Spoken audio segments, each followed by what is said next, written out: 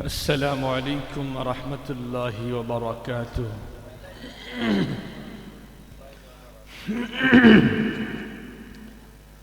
إن الحمد لله نحمده ونستعينه ونستغفره ونؤمن به ونتوكل عليه ونعوذ بالله من شرور أنفسنا ومن سيئات أعمالنا. من يهده الله فلا مضل له ومن يضلله فلا هادي له، ونشهد أن لا إله إلا الله وحده لا شريك له، ونشهد أن سيدنا وسندنا وحبيبنا وشفيعنا وطبيبنا وطبيب قلوبنا وأولانا ومولانا محمدا عبده ورسوله الذي أرسله بالحق إلى الخلق بشيرا ونذيرا وداعيا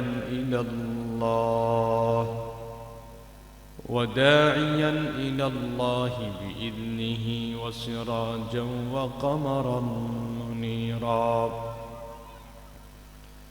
أما بعد فأعوذ بالله من الشيطان الرجيم.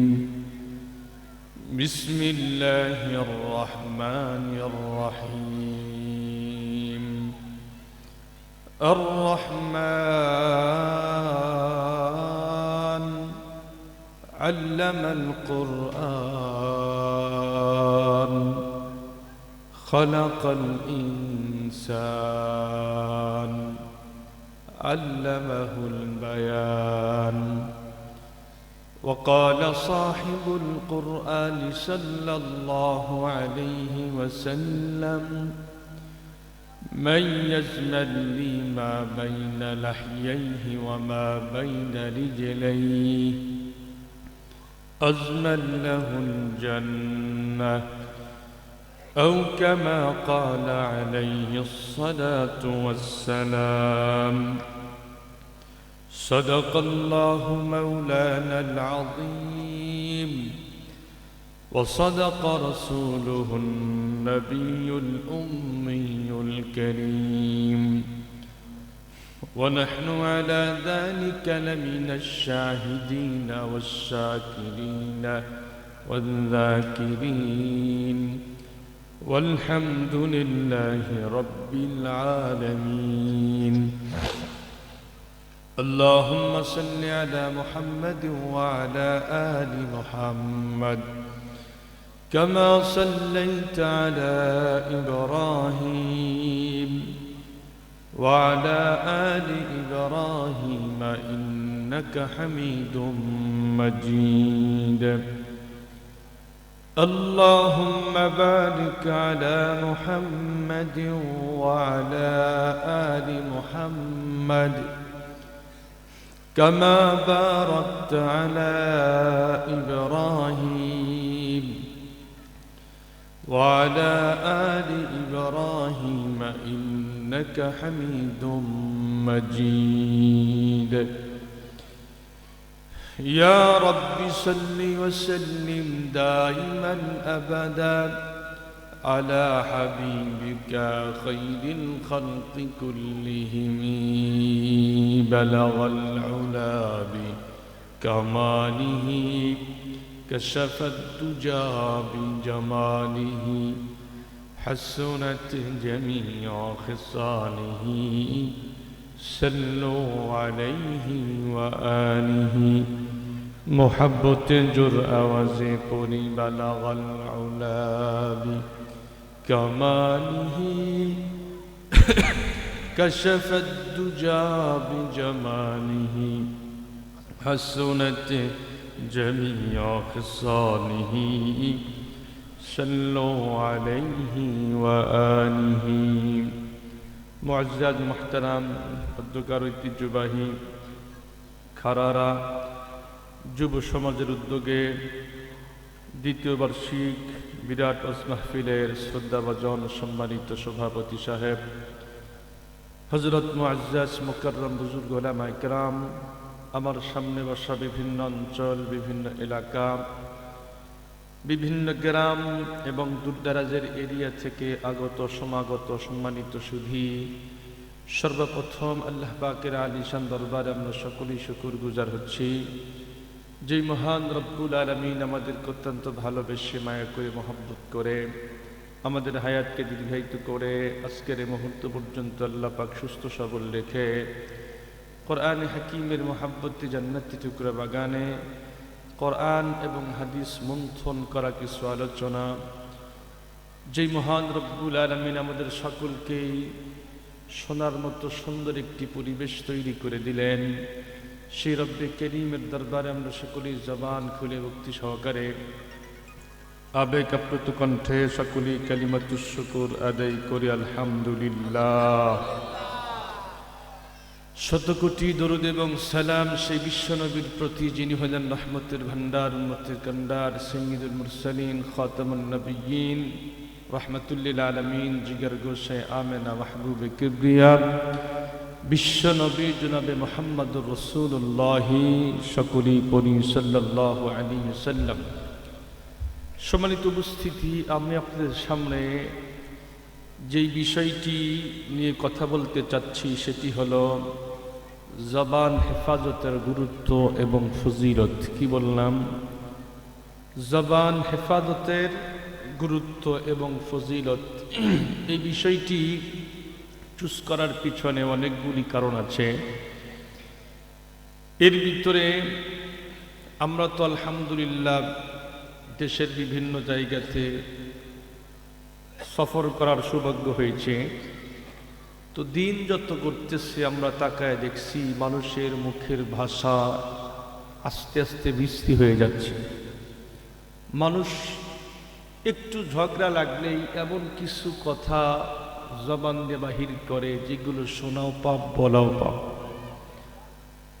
আবার মানুষ মনের অজান্তে এমন কিছু কথা জবান দিয়ে ইউজ করে যেই সমস্ত কথা বললে ঈমানও থাকে না, আমলও নিষ্ফল হয়ে যায়। এজন্য আমাদের জবান কন্ট্রোল করতে হবে। জবান যদি হেফাজত করতে পারি তাহলে অবশ্যই আল্লাহ পাক আমাদের এই জবানের কিছু নেক আমলের কারণে আমাদেরকে জান্নাতে ঢুকায় দিবেন। আর যদি জবান হেফাজত করতে ব্যর্থ হই, জবানের বদ আমল আমাদেরকে জাহান্নাম পর্যন্ত পৌঁছায় দিবে। আল্লাহ পাক রব্বুল আলামিন আমাদেরকে অসংখ্য অগণিত নিয়ামত দিয়েছেন। এর ভিতরে অনেক বড় একটা নিয়ামত কথা বলার শক্তি, কুওয়াতে নাতেকা। মানুষ ছাড়া এই পৃথিবীর বুকে যতগুলি মানুষ মাখলুকাত আছে, কোনো মাখলুকাত কিন্তু কথা কইতে পারে না। আমাদের থেকে অনেক বড় বড় হিংস্র প্রাণী, শক্তিশালী, দেহের দিক দিয়ে অনেক বড় আছে, হাতি আছে, বাঘ আছে, এরপরে অনেক বড় বড় প্রাণী আছে পৃথিবীর বুকে। আমাদের সঙ্গে অনেক কিছুরই মিল আছে। হাত আছে, চোখ আছে, পা আছে, নাক আছে, কান আছে, এরপরে ঠোঁট আছে, দাঁত আছে, জিহ্বা আছে, কণ্ঠনালীও আছে, কিন্তু কথা কইতে পারে না। কুওয়াতে নাতেকা, কথা বলার শক্তি একমাত্র আল্লাহ পাক মানুষদেরকেই দিয়েছেন। আল্লাহ পাক বলেন আর রহমান, দয়াময় আল্লাহ, আল্লামাল কোরআন, কোরআন শিখালেন, খালাকাল ইনসান, মানুষ বানালেন, আল্লামাহুল বায়ান, বাকশক্তি দান করলেন। আল্লাহ পাক মানুষদেরকে বাকশক্তি দান করেছেন, কথা বলার শক্তি আল্লাহ পাক মানুষদেরকে দিয়েছেন। এটা একটা গুরুত্বপূর্ণ নিয়ামত, কথা বলার শক্তি। এই জন্য জবানকে হেফাজত করতে হবে, যা খুশি তাই বলা যাবে না। খুব ভালো করে বুঝবেন জবানের কি পরিমাণে পাওয়ার। একজন মানুষ ৮০ বৎসর পর্যন্ত আল্লাহ পাকের গোলামি করে নাই। ৮০ বৎসর পর্যন্ত সে পৃথিবীর সব রকমের খারাপ কাজ করেছে। চুরি থেকে শুরু করে, জিনা থেকে শুরু করে, সুদ ঘুষ থেকে শুরু করে যত পাপ পৃথিবীর বুকে আছে সব করছে। এমনকি ধ্বংসাত্মক গুনাহ, শিরিকের মতো সাংঘাতিক গুনাহও করছে। ৮০ বৎসর পর্যন্ত আল্লাহ পাককে একটা সেজদাও সে করে নাই। লাত, মানাত, উজ্জা, মা কালী, মা সরস্বতী, মা লক্ষ্মী, মা দুর্গা, মা মানসা, আরো অনেকগুলি দেবদেবী আছে, সবগুলি দেবদেবীর পূজা করছে, কিন্তু আল্লাহ পাককে একটা সেজদাও করেনি। শিরিকের গুনাহ ধ্বংসাত্মক গুনাহ। শিরিকের গুনাহ নিয়ে কবরে গেলে ডাইরেক্ট জাহান্নামে ঢুকতে হবে, জান্নাত তার কপালে নেই। এমন মারাত্মক সাংঘাতিক গুনাহ সে করছে। ৮০ বৎসর পর্যন্ত আল্লাহ পাককে একটা সিজদাও করে নাই। ৮০ বৎসর যখন পার হয়ে গেল, এই লোকটা যদি বুঝতে পারে আল্লাহ আমি তো অনেক বড় ভুল করেছি, অনেক বড় পাপ করেছি, আজকে যদি আমার মৃত্যু হয় কবরে ঢোকার সঙ্গে সঙ্গে আমাকে জাহান্নামে ঢুকতে হবে। এজন্য এই লোকটা যদি দিল থেকে ইখলাসের সঙ্গে একবার কালেমা পড়ে, ইখলাসের সঙ্গে জবানকে ব্যবহার করে মাত্র ২-৩ সেকেন্ড খরচ করে যদি পড়তে পারে লা ইলাহা ইল্লাল্লাহু মুহাম্মাদুর রাসূলুল্লাহ, হাদিস শরীফ প্রমাণ করে ইখলাসের সঙ্গে দিল থেকে মুখ দিয়ে যদি একবার কালেমা পড়ে আল্লাহ পাক তার জিন্দেগির যাপিত সব গুনাহ মাফ করে দিয়ে দেয়। ৮০ বৎসর কিন্তু ১-২ বৎসর না, ৮০ বৎসর পর্যন্ত আল্লাহ পাকের গোলামি করেই নাই। দুনিয়ার সব পাপ করেছে, মাত্র ওয়ান টাইম জবান খরচ করে, জবানকে ব্যবহার করে মাত্র একবার পড়ছে লা ইলাহা ইল্লাল্লাহু মুহাম্মাদুর রাসূলুল্লাহ। হাদিস শরীফের মধ্যে আসছে যখন একজন মানুষ কালেমা পড়ে এই আমলটা নিয়ে একজন ফেরেশতা আল্লাহ পাকের কাছে দৌড় মারে। এখন পর্যন্ত আসমানে যায় নাই, রাস্তার মাঝখানে একজন ফেরেশতার সঙ্গে সাক্ষাৎ হয়। উনি জিজ্ঞেস করে ভাই তুমি কই যাও? উনি তখন উত্তর করে ভাই জমিনে একজন মানুষ কালেমা পড়ছে, এই আমলটা নিয়ে আমি আল্লাহ পাকের কাছে যাই। তো আসমান থেকে অবতরণকারী ফেরেশতা জিজ্ঞেস করে তুমি কই যাও? তখন উনি বলে ভাই আমি যেই ব্যক্তি কালেমা পড়ছে ওই লোকটার ক্ষমার ঘোষণা নিয়ে আমি জমিনে যাই। সুবহানাল্লাহ বলে। একবার কালেমা পড়ছে, জবান ব্যবহার করছে, জবানের কি পরিমাণ পাওয়ার! মাত্র একবার কালেমা পড়েই তার ৮০ বৎসরের জিন্দেগির সব গুনাহ খাতা মুহূর্তের মধ্যেই ক্ষমা হয়ে যায়। খুব ভালো করে বুঝবেন, আর একজন মানুষ ৮০ বৎসর পর্যন্ত আল্লাহ পাকের গোলামি করছে, আউয়াবিল মিস নাই, চাশত মিস নাই, ইশরাক মিস নাই, তাহাজ্জুদ কাদা নাই, হজ করছে ১০০ বার, উমরা করছে ২০০ বার, এরপরে ৫ ওয়াক্ত নামাজ মসজিদের সামনের কাতারে গিয়া আগে তাকবীরে উলার সাথে পড়ে। ৮০ বৎসর পর্যন্ত আল্লাহ পাকের লাগাতার গোলামি করছে। ৮০ বৎসর গোলামি করার পরে যদি একবার জবান দিয়ে অন টাইম বলে বাবাও সন্তান দিতে পারে। কি বলছে? বাবাও সন্তান দিতে পারে। তো কি হলো? আল্লাহ পাকের সঙ্গে শিরিক করে ফেললো। যদি কোনো মানুষ ওয়ান টাইম জবান খরচ করে আল্লাহ পাকের সঙ্গে শিরিক করে, শিরিক করলে তার ৮০ বৎসরের সব গোলামি মুহূর্তের মধ্যেই নিষ্ফল হয়ে যায়। ৮০ বৎসর পর্যন্ত লাগাতার গোলামি করছে, জবানের কি পরিমাণে পাওয়া! একবার বলছে বাবাও সন্তান দিতে পারে, শিরিক করলো। শিরিক করলে আমল টিকে থাকে না, এই কথা আমার না। আল্লাহ পাক রব্বুল আলামিন সূরাতুজ জুমার ৬৫ নম্বর আয়াতে কারিমা ২৪ নম্বর পারার ৪ নম্বর পৃষ্ঠা মাঝখানে দেখেন কি বলে, আল্লাহ পাক বলেন وَلَقَدْ أُوحِيَ إِلَيْكَ وَإِلَى الَّذِينَ مِنْ قَبْلِكَ لَئِنْ أَشْرَكْتَ لَيَحْبَطَنَّ عَمَلُكَ وَلَتَكُونَنَّ مِنَ الْخَاسِرِينَ। তবে রাসূল, এই মেসেজ আপনার প্রতি এমনটি নয়, আপনার পূর্বে যতগুলি রাসূলকে আমি পাঠিয়েছি সবগুলি রাসূলকে একটাই মেসেজ দিয়েছি, যদি তুমি শিরক করো, তুমি বিশ্বনবী হলে কি হবে?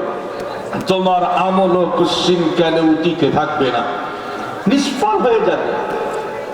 আল্লাহ পাক রব্বুল আলামিন শুধু বিশ্বনবীকে বলছে এমনটি নয়, বনি ইসরাইলের 12 জন রাসূলকে আল্লাহ পাক লক্ষ্য করে বলে। কোরআনুল কারীমের 6 নম্বর সূরা সূরাতুল আনআমের 88 নম্বর আয়াত খুলে দেখেন, আল্লাহ পাক বলেন ওয়ালাউ আশরাকু লাহাবিত আনহুম মা কানু ইয়ামালুন। যদি তারাও শিরক করত তাহলে বনি ইসরাইলের সবগুলি রাসূলের আমল নিষ্ফল হয়ে যাইত। যেখানে নবী এবং রাসূলদের আমল টিকে থাকে না, সেখানে আমি আর আপনি 80 বছর কেন 80,000 বছর পর্যন্ত গোলামি করলেও আমাদের আমল কশ্চিন কালেও শিরক করলে টিকে থাকতে পারে না। মুহতারাম হাজিরিন, 80 বছর পর্যন্ত গোলামি করছেন, জবান কন্ট্রোল করেন নাই, কোন দিক দিয়ে আপনার আমল শেষ হয়ে গেল আপনি জানেনই না। কি বললেন? সন্তান বাবাও দিতে পারে। আপনারা বলেন তো দেখি, সন্তান দেওয়ার মালিক কে? জোরে বলেন, মালিক কে? আল্লাহ পাক বলেন সূরাতুশ শূরা 49-50 নম্বর আয়াতে কারিমা 25 নম্বর পারার 7 নম্বর পৃষ্ঠা খুলে দেখেন কি লেখা আছে। আল্লাহ পাক বলেন লিল্লাহি মুলকুস সামাওয়াতি ওয়াল আরদ ইয়াখলুকু মা ইয়াশা يهب لمن يشاء إناثا ويهب لمن يشاء الذكور أو يزوجهم ذكرانا وإناثا ويجعل من يشاء عقيما। আল্লাহ পাক বলেন আসমান এবং জমিনে যা কিছু আছে সবকিছুর মালিক তো আমি আল্লাহ। আমি যাকে খুশি তাকে ছেলে দেই, যাকে খুশি তাকে মেয়ে দেই, যাকে খুশি তাকে ছেলেও দেই মেয়েও দেই, উভয়টি দান করি। যাকে খুশি তাকে ছেলেও দিব না মেয়েও দিব না, বন্ধা বানায় রাখবো। সন্তান দেওয়া আর না দেওয়ার একচ্ছত্র মালিককে। জোরে বলেন কে? পৃথিবীর কোন রাসূলও সন্তান দেওয়ার মালিক নয়। যদি তাই হতো তাহলে মুসলিম জাতির পিতা ইব্রাহিম আলাইহিস সালাতুস সালাম আল্লাহ পাক উপাধি দিয়েছেন মিল্লাত আবিকুম ইব্রাহিম। ইব্রাহিম আলাইহিস সালাম মুসলিম জাতির পিতা। উনি বৃদ্ধ বয়স হয়ে গেছে, সন্তান চাই কার কাছে? রব্বি হাবলি মিনাস সালিহিন। আল্লাহ তুমি একটা নেককার সন্তান দাও না। এরপর আরেকজন পয়গম্বর হযরত জাকারিয়া আলাইহিস সালাতুস সালাম, উনিও বৃদ্ধ বয়সে আল্লাহ পাকের কাছে সন্তান চায়। যদি রাসূলের হাতে সন্তান দেওয়ার কোনো ক্ষমতা থাকতো কশিন কালেও আল্লাহর কাছে চাইতো না। পৃথিবীতে যত রাসূল আসছে সব রাসূল সবকিছুই চাইছেন আল্লাহ পাকের কাছে। তার মানে সবকিছু দেওয়ার মালিক হলো আল্লাহ। যদি কোনো মানুষ আল্লাহ পাককে বাদ দিয়া বাবার কাছে সন্তান চায়, কশিন কালেও ঈমান আমল টিকে থাকতে পারে না। পাক্কা বেঈমান বেঈমান বেঈমান। মুহতারাম হাজিরিন, খুব ভালো করে বুঝবেন, জবান কন্ট্রোল। একজন মানুষ 80 বছর পর্যন্ত আল্লাহ পাকের গোলামি করেই নাই, সব রকমের গুনাহ করছে, মাত্র ওয়ান টাইম জবান খরচ করে তার জিন্দেগির সব গুনাহ খাতা মাফ করায় নিল। আবার একজন মানুষ 80 বছর পর্যন্ত গোলামি করে মাত্র ওয়ান টাইম জবান ব্যবহার করে শিরিক করে মুহূর্তের মধ্যেই তার সব আমল নিষ্ফল হয়ে গেল। এটাও জবানের মাধ্যমেই। এজন্য জবান কন্ট্রোল করতে হবে। জবানের কি পরিমাণে পাওয়ার, আর একটা মিসাল দিলে খুব ভালো বুঝবেন। আপনারা বলেন তো দেখি, বেগানা কোন মহিলাকে দেখা যায় নাকি? কথা কন না কেন? জায়েজ নেই। আল্লাহ পাক বলেন, قل للمؤمنين يغضوا من أبصارهم ويحفظوا فروجهم وقل للمؤمنات يغضضن من أبصارهن ويحفظن فروجهن। আল্লাহ পাক तमाम পৃথিবীর সকল মুসলমান নারী এবং পুরুষদেরকে লক্ষ্য করে বলেন, তোমাদের চক্ষু সংযত করো, ইজ্জত এমনিতেই সংরক্ষিত হয়ে যাবে। পুরুষদের জন্য বেগানা মহিলাকে দেখা জায়েজ নাই, ঠিক তদ্রুপ মা বোনদের জন্য বেগানা কোনো পুরুষকে দেখা জায়েজ নেই। বেগানা কোনো মহিলাকে দেখা ইসলাম শরীয়ত জায়েজ করে নাই। তবে ওয়ান টাইম বিবাহের জন্য দেখা জায়েজ আছে না নাই? আছে। তো আপনি বিবাহের নিয়তেই দেখলেন চয়েস হয়েছে, এখন কি করলেন? মাত্র শরীয়ত সম্মত দুইজন সাক্ষীর সামনে দেনমোহর ধার্য করে যদি আপনি একবার অন টাইম দুটি কথা বলেন, আমি তোমাকে বিবাহ করলাম, আর যদি মেয়েও বলে আলহামদুলিল্লাহ আমিও রাজি আছি, তাহলে কি হয়? যেই মহিলা বেগানা ছিল, তাকে দেখলে পাপ হইত, ধরলে পাপ হইত, টাচ করলে পাপ হইত, কথা বললে পাপ হইত, সবগুলি করলে কবিরা গুনাহ হইত, যা করতেন তাই গুনাহ হতো। বেগানা মহিলাকে মাত্র জবান দিয়ে দুটি কথা বলার সঙ্গে সঙ্গেই এই বেগানা মহিলা হয়ে গেল আপনার অর্ধাঙ্গিনী। সুবহানাল্লাহ বলেন। যাকে দেখা পাপ, ধরা পাপ, টাচ করা পাপ, সবকিছুই পাপ। এখন মাত্র বিবাহ করলাম, কবুল বললেন, এখন টাচ করলে নাকি, ধরলে নাকি, এরপরে কথা বললে নাকি, শুয়ে থাকলে নাকি, আপনি এক লোকমা খাবার উঠায় দিবেন, সেখানেও সদকা করার সব পাওয়া যাবে। আল্লাহ পাক বললেন, হুন্না লিবাসুল লাকুম ওয়া আনতুম লিবাসুল লাহুন। স্ত্রীরা তোমার পোশাক আর তোমরা স্ত্রীদের পোশাক। পোশাক যেমন একদম দেহের কাছে থাকে, স্ত্রীর মতো কাছের মানুষ পৃথিবীতে আর একটাও হয় না। তো যেই মহিলা ছিল বেগানা, মাত্র দুটি কথা বলার সঙ্গে সঙ্গে আমার হয়ে গেল অর্ধাঙ্গিনী। সবকিছুই নাকি এখন আল্লাহ পাক রব্বুল আলামিন সিস্টেম করে দিয়েছেন। সংসার চলতেছে 10 বছর হয়ে গেছে, হঠাৎ একদিন রাগারাগি শুরু হয়ে গেছে। রাগের মাথায় যদি আপনি একবার জবান ব্যবহার করে বলেন 1 2 3, কি বলছেন বোঝেন তো আপনারা? 1 2 3 যখনই বলছেন, যেই মেয়ে ছিল আপনার অর্ধাঙ্গিনী, ধরলে নাকি, টাচ করলে নাকি, কথা বললে নাকি, শুয়ে থাকলে নাকি, এখন 1 2 3 বলার সঙ্গে সঙ্গে আবার আগের মতোই বেগানা। দেখলে গুনাহ, টাচ করলে গুনাহ, কথা বললে গুনাহ, শুয়ে থাকলে গুনাহ। আমাদের দেশে অনেক আল্লাহর বান্দা আছে, তালাক দেওয়ার পরে আবার সংসার করে খায় না। যেই সমস্ত ভাইরা 1 2 3 বলার পরে আবার সংসার করে খান, যতবার দেখবেন ততবার গুনাহ হবে, যতবার কাছে থাকবে জিনার গুনাহ হবে। এখন যদি কোন সন্তান তৈরি হয়, পয়দা হয়, হালাল জাদা হবে না, হারাম জাদা হয়ে যাবে। মুহতারাম হাজিরিন, তাহলে বলেন, বেগানা মহিলা হয়ে যায় জবানের মাধ্যমে অর্ধাঙ্গিনী, আবার অর্ধাঙ্গিনী হয়ে যায় জবানের দুটি কথার মাধ্যমে আবার বেগানা। আপনারা বলেন তো দেখি, তাহলে জবানের পাওয়ার আছে না নাই? সকলেই বলেন আছে না নাই? খুব ভালো করে বুঝবেন, গুরুত্বপূর্ণ কথা বলতেছি ভাই, খুব ভালো করে বুঝবেন। এজন্য আল্লাহর পয়গম্বর একজন সাহাবী উকবা ইবনে আমির জিজ্ঞেস করলেন, ওগো রাসূল, নাজাত কিসে, কোন আমল করলে নাজাত পাওয়া যায়? আল্লাহর পয়গম্বর তখন বললেন, আমলিকা আলাইকা লিসানাক, আমলিকা আলাইকা লিসানাক। হে উকবা ইবনে আমির, জবান কন্ট্রোল করো, জবান কন্ট্রোল করো।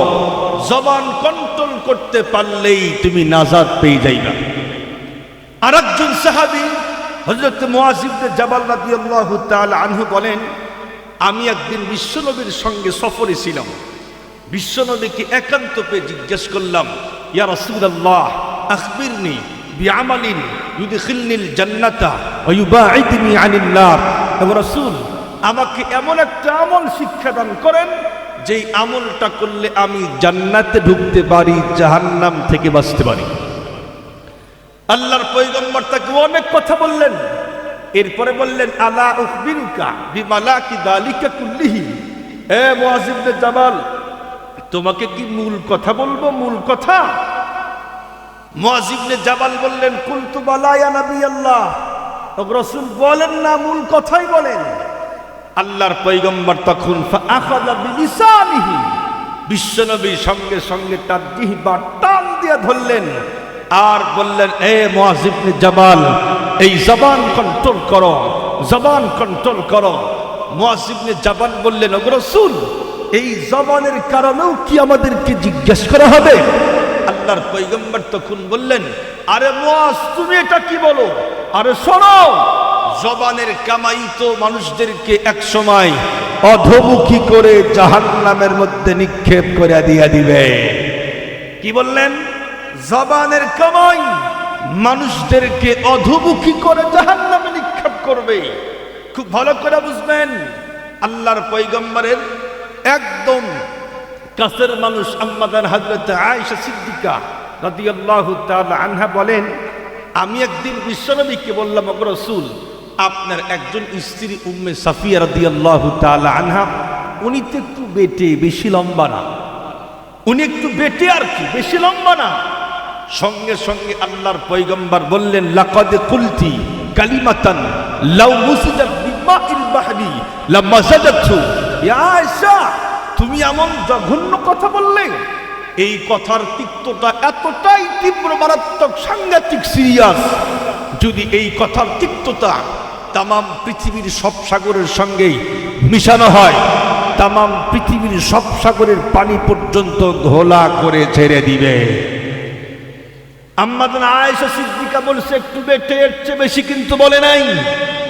তাই যদি এতটাই তিক্ততা হয়, তাম পৃথিবীর সব সাগরের পানি ঘোলা পর্যন্ত করে দিবে। আর আমরা যখন চাষতলে বসি তখন কিন্তু গীবতের ডিলারশিপ নিয়ে বসি। ঠিক বললাম না ভুল বললাম?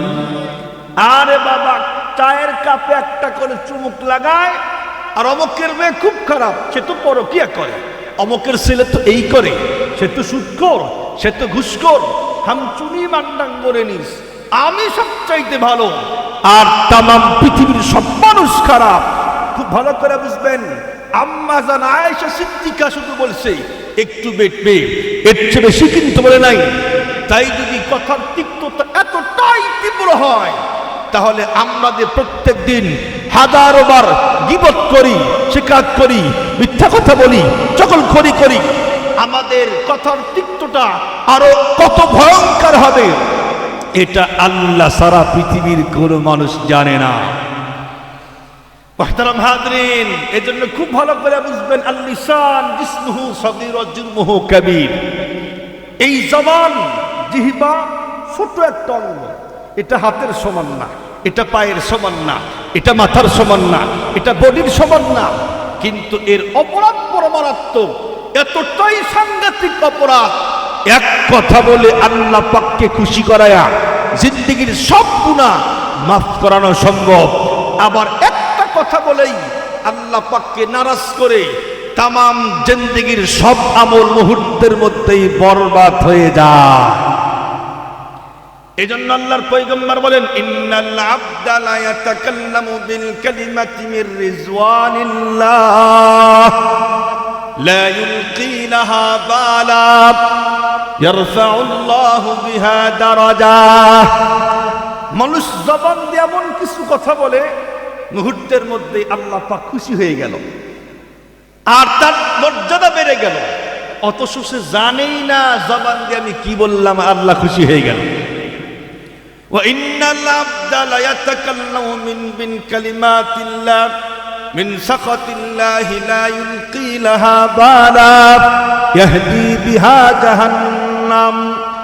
মানুষ জবান দিয়ে এমন কিছু কথা বাহির করে যার কারণে আল্লাহ পাক নারাজ হয়ে যায়, তার জন্য জাহান্নাম ঠিকানা হয়ে যায়। অথচ সে জানলই না আমি কি বললাম আর আল্লাহ কি নারাজ হয়ে গেল কেমনে। জবান কন্ট্রোল করতে হবে। কয়েকদিন আগের কথা, আমি বাড়ির থেকে বের হয়েছি, যাব একটা মাহফিলে, মাগরিবের নামাজ আমাদের বাদার মসজিদে পড়ব। আমি একজনকে ধরলাম, ভাই চল নামাজ পড়তে হবে। উনি নামাজ পড়বে না। আমি বললাম ভাই নামাজ পড়তে হবে আপনাকে। উনি বলে হুজুর আমার অনেক গুরুত্বপূর্ণ কাজ আছে। আমি জিজ্ঞেস করলাম ভাই আপনার কাজই আগে না নামাজ আগে? উনি বলে হুজুর আমার কাজই আগে। নাউজুবিল্লাহ বাড়ির যা কয়ে নামাজকে অবহেলা করলো, ফরজ বিধান। উনি এক পর্যায়ে কটাক্ষ করে বলেই ফেললো যে আমার কাজ আগে, কাজ না করলে আমার ভাত নাই। যেই ব্যক্তি নামাজকে অবজ্ঞা করে আল্লাহ পাকের ফরজ আইন বৃদ্ধাঙ্গুলি দেখায়া যদি বলে আমার কাজ আগে, আমার তো মনে হয় মুসলিম কারো ঈমান পর থাকতে পারে না। পাক্কা বেঈমান, বেঈমান। মুহতারাম হাজিরিন, জবান কন্ট্রোল করতে হবে। আমরা মনে করলাম যে এখন যা বলছি শেষ, আর মুআখাযা হবে না। না না, আমি আপনি যা বলি যা করি সব রেকর্ড হয় কি হয় না? সব রেকর্ড হয়। আল্লাহ পাক রব্বুল আলামিন 26 নম্বর পারা সূরাতুল কাফ 17-18 নম্বর আয়াত আল্লাহ পাক বলেন, ইয ইয়াতালাক্কাল মুতালাক্কিয়ানি আনিল ইয়ামিনি ওয়া আনিশ শিমালি কাঈদ মা ইয়ালফিযু মিন কাওলিন ইল্লা লাদাইহি রাকীবুন আতীদ। মানুষের দুই কাঁধে দুইজন ফেরেশতা আছে না নাই? কিরামান কাতিবিনা ইয়ালামুনা মা তাফআলুন। কিরামান কাতিবিন সব সময় আছে। মানুষ যে কথাই মুখ দিয়ে বাহির করে এটা লেখার জন্য একজন প্রহরী সদা প্রস্তুত আছে না নাই? আছে। যা বলি সব রেকর্ড হয়। মুহতারাম হাজিরিন, আমরা মোবাইল ফোনে সরকার বিরোধী কথা বলতে ভয় পাই। পাইতাম না আগে? কেন? যদি কল রেকর্ড ফাঁস হয় আর যদি সরকার পর্যন্ত যায় তাহলে কিন্তু জেল, জুলুম, মামলা, হামলা, রিমান্ড পর্যন্ত হবে। সরকার বিরোধী কথা অনেকেই বলেছিল। আমরা দেখেছি মামুনুল হক থেকে শুরু করে নেই যত ওলামায়ে কেরাম সরকারের বিপক্ষে বলেছিল, তাদেরকেই জেল, জুলুম, রিমান্ড পর্যন্ত নিয়েছিল। আমি আপনাদের জিজ্ঞেস করি, মাত্র একটা ছোট ভূখণ্ডের সরকারের বিপক্ষে কথা বললেই যদি জেল, জুলুম, রিমান্ড আর মামলা হামলা হয়, স্বয়ং সরকার মহাসরকার আল্লাহ বিরোধী কথা বললে মনে হয় ফুলের মালা হবে। কথা বলেন না কেন? আল্লাহ বিরোধী কথা বললেও জাহান্নামের আসামি হতে হয়। খুব ভালো করে বুঝবেন। এই জন্য জবান দিয়া কোরআন বিরোধী কথা, ইসলাম বিরোধী কথা, মুসলমান বিরোধী কথা, আল্লাহ বিরোধী কথা, রাসূল বিরোধী কথা বললেই আর ঈমান থাকবে না। জাহান্নামের আসামি হতে হবে, আসামি হতে হবে। খুব ভালো করে বুঝবেন। এজন্য জবান কন্ট্রোল করতে হবে। কিয়ামতের মাঠে এটাও আমাদেরকে দেখানো হবে, তুমি যা বলছিলা, যা করছিলা। এই দেখো আল্লাহ পাক রব্বুল আলামিন সূরাতুল কাহফের 49 নম্বর আয়াতের মধ্যে বলেন, ওয়াউদিয়াল কিতাবু ফাতারাল মুজরিমিনা মুশফিকিনা মিম্মা ফীহি ইয়াকুলুনা ইয়া ওয়াইলাতানা মা লিহাদাল কিতাব لا يغادر صغيرة ولا كبيرة إلا أحصاها ووجدوا ما عملوا حاضرا। আল্লাহ পাক বলেন, রাসূল যেদিন তাদের সামনে আমলনামা পেশ করা হবে আর তাতে যা লেখা আছে এটা দেখার পরে পাপিষ্ঠ বান্দারা ভীতু সন্ত্রস্ত হয়ে যাবে আর বলবে মা লিহাদাল কিতাব, এ কেমন আশ্চর্য আমলনামা। আমি আমার জীবনে যা করছি, যা বলছি, একটা ছোট গুনাহ বাদ পড়ে নাই, একটা বড় গুনাহ বাদ পড়ে নাই। শীতের মৌসুম চলতেছিল, লেপের নিচে মোবাইল ফোনে কি দেখছি পৃথিবীর কোন মানুষ দেখে নাই, কিন্তু আল্লাহ পাকের চোখ ফাঁকি দেওয়ার মতো পৃথিবীতে কোনো মানুষের জন্মই হয় না। সেদিন সব দেখানো হবে, সব। ওই দিন কিন্তু আর পার পর কোনো রাস্তা নাই। দুনিয়াতে তো যদি একটু দল ক্ষমতায় থাকে, মামু আর খালু যদি ফোন করে তাহলে সব মাফ। কিন্তু আখিরাতে যদি আপনি ধরা খেয়ে যান, পৃথিবীর কোন মানুষ সুপারিশ করলে কি কাজ হবে মনে হয় না?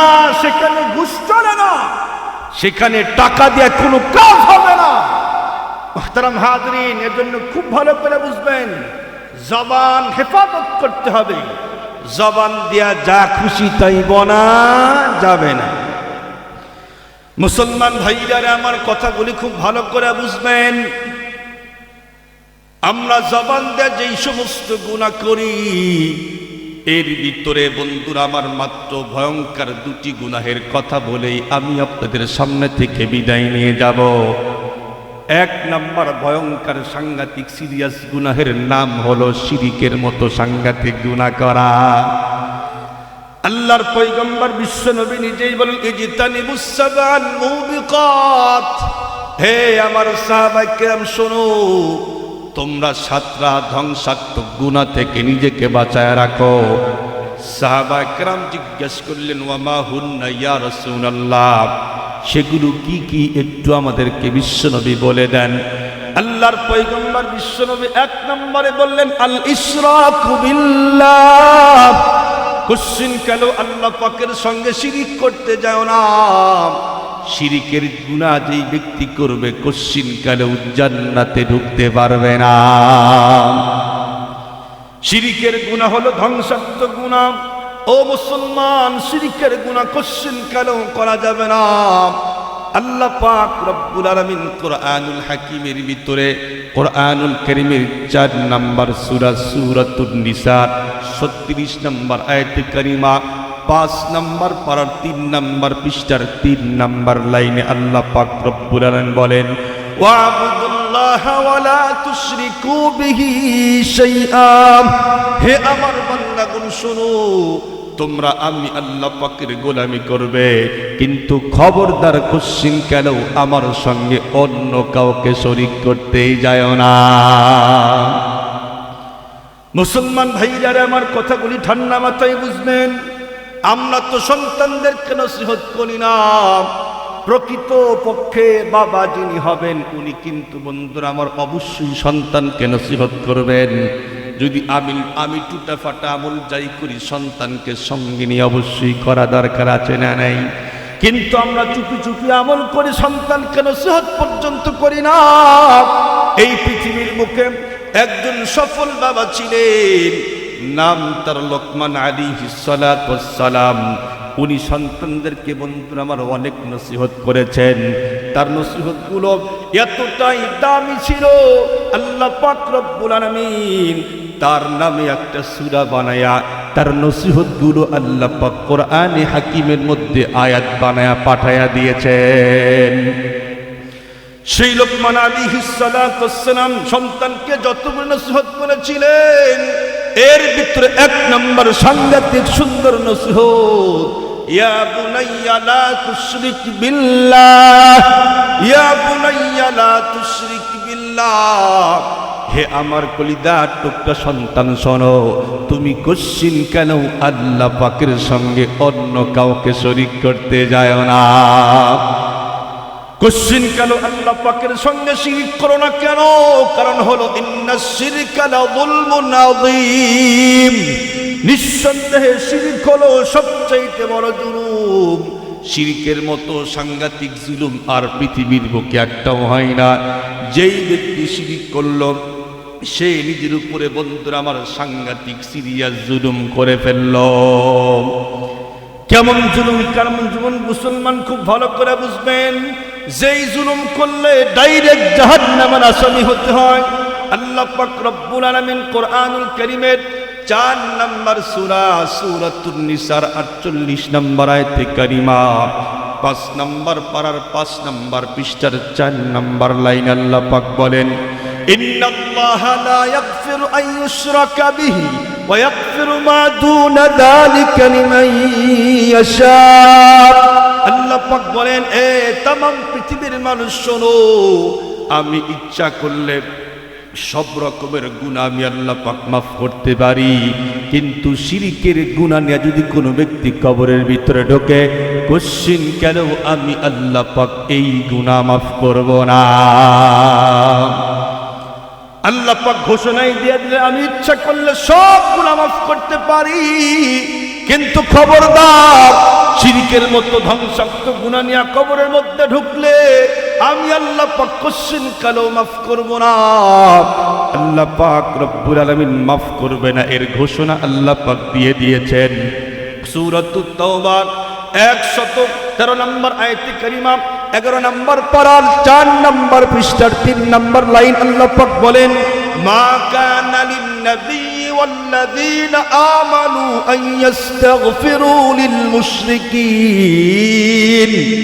আল্লাহ পাক বলেন, শোনো এ तमाम পৃথিবীর মানুষ, যদি কোনো মানুষ শিরকের গুনাহ নিয়ে কবরের ভিতরে ঢোকে, পৃথিবীর কোনো নবী, পৃথিবীর কোনো মুমিন মুসলমান আমার কাছে মাফ চাইলে কোশ্চিন গেলেও আমি আল্লাহ পাক মাফ করব না।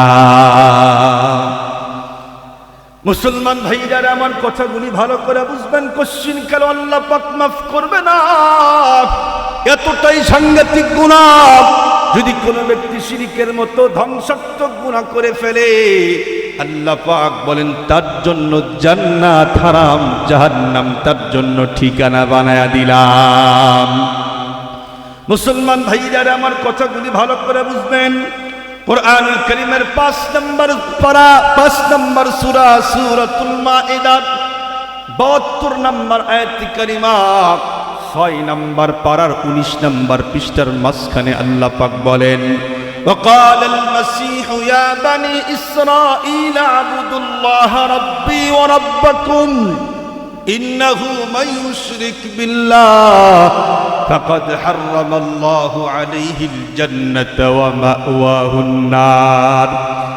হযরত ঈসা আলাইহিস সালাতু ওয়াস সালাম তার কওমদেরকে, বনি ইসরাইলদেরকে লম্বা টাইম পর্যন্ত দাওয়াত দিয়েছে। উনি বললেন, হে বনি ইসরাইল শোনো, আমার রব হলো আল্লাহ, তোমাদের রব হলো আল্লাহ। আপনারা বলুন তো দেখি আমাদের রবের নাম কি? সকলেই বলে আমাদের রবের নাম কি? আমাদের রব হলো আল্লাহ। ঈসা পয়গম্বর বললেন, শোনো, তোমার রব হলো আল্লাহ, তোমাদের রব হলো আল্লাহ, আমার রব হলো আল্লাহ, সেই আল্লাহ পাকের গোলামি করো। খবরদার আল্লাহ পাকের সঙ্গে অন্য কাউকে শরীক করতে যায় না।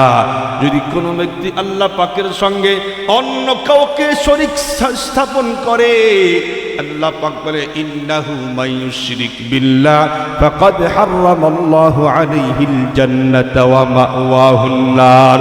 যে ব্যক্তি আল্লাহ পাকের সঙ্গে অন্য কাউকে শরীক করলো, আল্লাহ পাক বলেন, ফাকাদ হারামাল্লাহু আলাইহিল জান্নাতা ওয়া মাওয়াহুন নার, তার জন্য জান্নাত হারাম, জাহান্নাম তার জন্য ঠিকানা হয়ে গেল। মুসলমান ভাইরা আমার কথাগুলি খুব ভালো করে বুঝবেন, জাহান্নামের ভিতরে ঢুকতেই হবে, ঢুকতেই হবে। জাহান্নামের ভিতরে ঢোকার পরে কয়দিন পর্যন্ত জাহান্নামের ভিতরে থাকতে হবে, এটাও আল্লাহ পাক রব্বুল আলামিন বলে দিলেন। কোরআনুল কারীমের 30 নম্বর পারা সূরাতুল বাইয়িনা, সূরাতুল বাইয়িনার 6 নম্বর আয়াত খুলে দেখেন, আল্লাহ পাক বলেন, ইন্নাল্লাযীনা কাফারু মিন আহলিল কিতাবি ওয়াল মুশরিকিন ফি নারি জাহান্নাম খালিদিনা ফিহা উলাইকা হুম শাররুল বারিয়া। নাউযু বিল্লাহ বলেন। আল্লাহ পাক বললেন, শোনো, ইন্নাল্লাযীনা কাফারু মিন আহলিল কিতাবি ওয়াল মুশরিকিন, নিশ্চয়ই যারা কাফের এবং আহলে কিতাব অর্থাৎ খ্রিস্টান এবং আমার সঙ্গে শরীক করে মুশরিক, আল্লাহ পাক বলেন এই তিন কোয়ালিটির লোককে আমি ডাইরেক্ট জাহান্নামের ভিতরে চিরস্থায়ীভাবে ঢুকায়া দিয়া দিব। আল্লাহ পাক বলেন এটা চিরস্থায়ী জাহান্নাম। এরপরে বললেন উলাইকা হুম শাররুল বারিয়া, এরাই হলো জাতির নিকৃষ্ট। নাউযুবিল্লাহ, একটু জোরে বলেন। অথচ আল্লাহ পাক আর এক জায়গার মধ্যে বলছেন ওয়ালাকাদ কাররামনা বানি আদম, মানুষ হলো সবচাইতে দামি। এই পৃথিবীর বুকে সবচাইতে নিকৃষ্ট প্রাণী হলো আমরা জানি কুকুর এবং শুকুর, না তাই না? কুকুর এবং শুকুর। কিন্তু আল্লাহ পাক বললেন যাদের মেধা মস্তিষ্ক দিয়েছি, চোখ দিয়েছি, কান দিয়েছি, অন্তর দিয়েছি আমাকে বুঝার জন্য, ঈমান আনার জন্য, কিন্তু যারা আমাকে বাদ দিয়ে অন্য কারো গোলামি করে এই সমস্ত মানুষ উলাইকা কাল আনআম বাল হুম আদাল উলাইকা হুমুল গাফিলুন। আল্লাহ পাক বলেন এরা হলো চতুষ্পদ জানোয়ারের থেকেও আরো নিকৃষ্ট এবং খারাপ, আরো নিকৃষ্ট এবং খারাপ। খুব ভালো করে বুঝবেন, যারা শিরকের মতো সাংঘাতিক গুনাহ করে আল্লাহ পাক বলেন তারা চিরস্থায়ী জাহান্নাম, তাদেরকে কোশ্চিন কালো মাফ করব না। এখন প্রশ্ন হুজুর, এত খেপা কে আল্লাহ পাক তাদের উপরে, তাই না? এত রাগ কেন? দুনিয়াতে সব রকমের গুনাহ আল্লাহ পাক মাফ করবেন ঘোষণাই দিয়ে দিয়েছে, কিন্তু শিরকের গুনাহ নিয়ে কবরে গেলে মাফ কোশ্চিন কালো করবে না। এত রাগ কেন? এত খেপা কেন আল্লাহ পাক তাদের উপরে? একটা মিসাল দিলেই খুব ভালো বুঝবেন আল্লাহ পাক এত রাগ কেন। আমরা যারা বিবাহ করছি, বিবাহ করে স্ত্রীকে কিন্তু বেশি কিছু দেই নেই, থাকার জন্য একটা ঘর দিছি, খাবারের ব্যবস্থা করছি, আর কাপড় চোপড় দিছি, এই তো। এর চেয়ে বেশি কিন্তু করি নাই। এক কথায় বিবাহ করে ভরণ পোষণের দায়িত্ব নিয়ে নিছি, এর চেয়ে বেশি কিছু দেই নাই। আমি স্ত্রীর হাত বানাই নাই, স্ত্রীর পা বানাই নাই, স্ত্রীর চোখ বানাই নাই, কোনো কিছুই তৈরি করি নাই। মাত্র ভরণ পোষণের দায়িত্ব নিয়ে অধিকার দেখায় অনেক বড়। কেমন? আমাকে বাদ দিয়া পৃথিবীর কোনো স্বামীকে বাদ দিয়া কোনো স্ত্রী যদি তার সামনে অন্য কোনো পরপুরুষের সঙ্গে চ্যাটিং করে, মিষ্টি মিষ্টি আলাপ করে, পৃথিবীর কোনো স্বামী মানবে? কথা কন মানবেন?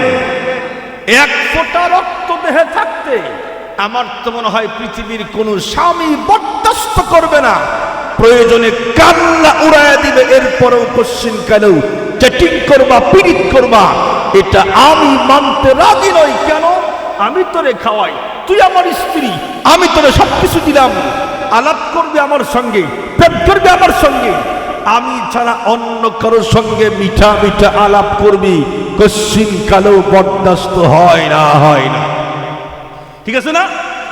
আল্লাহ পাক বলেন এতটুকুন দিয়া এত অধিকার দেখাও, আর আমি তোমার চোখ দিয়েছি, আলাম না যে আল্লাহু আইনাই, চোখ তো আমি দিয়েছি, ওয়ালিসানা ওয়া শাফাতাইন, ঠোঁট আমি দিয়েছি, জিহ্বা আমি দিয়েছি, ওয়া তুকাল্লিমুন আইদিহিম, দুই হাত আমি দিয়েছি, ওয়া তাশহাদু আরজুলুহুম, দুই পা আমি দিয়েছি, ইন্নাস সামআ ওয়াল বাসারা ওয়াল ফুআদা, কান দিয়েছি, চোখ দিয়েছি, অন্তর দিয়েছি, লক্ষ কোটি নিয়ামত দিয়েছি আমি। আমার গোলামি করবা, আমি বাদ দিয়ে অন্য কারো গোলামি করবা, কোশ্চিন কারো বরদাস্ত হয় না, জাহান্নামের আসামি বানায়া দিয়ে দিব। সব গুনাহ মাফ করব, শিরকের গুনাহ কোশ্চিন কালেও মাফ করব না। মুহতারাম হাজিরিন, তাহলে বলতেছিলাম জবান দিয়ে যত গুনাহ হয় এর ভিতরে ধ্বংসাত্মক গুনাহ হলো শিরকের মতো সাংঘাতিক গুনাহ করা। শিরকের গুনাহ জবান দিয়েও হয়, আমলের মাধ্যমেও হয়। যেমন বাবাও সন্তান দেওয়ার মালিক, শিরক করে ফেলে। আবার এই যে মা কালী, মা সরস্বতী, এক একটা সেক্টর এক একটা খোদা আছে না নাই? এক একজন খোদাকে এক একটা কর্মের মালিক মনে করা। আমি একদিন জিজ্ঞেস করলাম, দোকানে চুল কাটাতে গেছি, যে একটা ওই মূর্তি হাতের মধ্যে ধানের শীষ নিয়ে আসে না একটা মূর্তি। জিজ্ঞেস করলাম এটার নাম কি? কয় গণেশ। এর কাজ কি? দোকানে বরকত দেয়। দোকানে বরকত দেওয়ার মালিক এই গণেশ, আল্লাহকে মনে করে না, এটাও শিরিক করলো। আমাদের দেশে শিরিক অনেক মানুষই করে, তো প্রকাশ্য শিরিক করে হিন্দু আর খ্রিস্টান। খ্রিস্টানরা 3 খোদা মানে, হিন্দুরা খোদার অভাব নাই। কতগুলি খোদা? 33 কোটি দেবদেবী। আল্লাহ, মা কালী, মা সরস্বতী, মা লক্ষ্মী, মা দুর্গা, মা মনসা, আছে না নাই? এরপরে গরু কি হয়? কথা কয় না। গরু কি ওদের? গরু যদি মা হয় তাহলে বলদ কি হয়? কথা কয় না রে। যদি গরু মা হয় তাহলে বলদ তো 100% উপরে বাবা, না আপনারা কি বলেন? কিন্তু দেখেন, গরুকে মা কইলেও পশ্চিম কালো বলদকে বাবা কয় না। এদের কিছু কট্টরপন্থী হিন্দু আছে, এদের বক্তব্য হলো মাকে মহব্বত করি, মার দুধ খাই, গোস্ত খাই না। আছে না নাই? শুধু দুধ গোস্তই খায় না, আর সবই খায়, আর সবই খায়। মার পেশাব পায়খানাও খায়, আমরা দেখছি। বরকত দেয়, ঘর দুয়ার নেপে না, সুন্দর করে নেপে বরকত নেয়, আবার টিউবওয়েলের ভিতরে দেয় একটু। আবার অনেক সময় রোগ মুক্তির জন্য মার পেশাবও খায়, আমরা দেখছি। পিছনে গেলাস না দাঁড়িয়ে থাকে। এখন তো ভাই নেটের যুগ, দেখেন না আপনারা? আচ্ছা, তো মাকে মহব্বত করে, মার দুধ খায়, সবই খায়, কিন্তু গোস্ত খায় না। তো এই জাতীয় একজন হিন্দুর সাথে আমার সাক্ষাৎ হয়েছিল অনেকদিন আগে। আমি গরু জবাই করার পরে তাকায় দেখি আমার যে কোনো এক পাশে হিন্দু ভাই বসে আছে, সালা নিয়ে, ছুরি নিয়ে। আমি জিজ্ঞেস করলাম, ভাই কি করবেন? উনি বলে, হুজুর গরুর চামড়া দিয়া এই দাবাগাত করে জুতা বানাবো। তা আমি জিজ্ঞেস করলাম, ভাই গরু আপনার কি হয়? উনি বলে, হুজুর গরু আমাদের মা হয়। আমি বললাম, ভাই মার কি গোস্ত খান? উনি বলে, হুজুর এই কথা বলবেন না। কেন? মাকে মহব্বত করি তো, এই জন্য মার দুধ খাই, গোস্ত খাই না। আমিও বললাম, ভাই যে সন্তান মাকে মহব্বত না করে সে কোশ্চিন কালেও সুসন্তান হতেই পারে না। আপনি মাকে মহব্বত করেন, আপনার ভিতরে সুসন্তান হওয়ার আলামত আছে, ভালো। তবে আমার জিজ্ঞাসা হলো, মাকে মহব্বত করেন, মার দুধ খান, গোস্ত খান না মহব্বতের ঠেলায়, কিন্তু চামড়া দিয়ে কি করবেন একটু আমারে বলেন।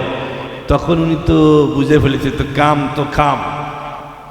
ওই যে বললাম না, জাতে মাতাল তালে ঠিক, তখন বুঝে ফেলছি কাম তো খাম রে।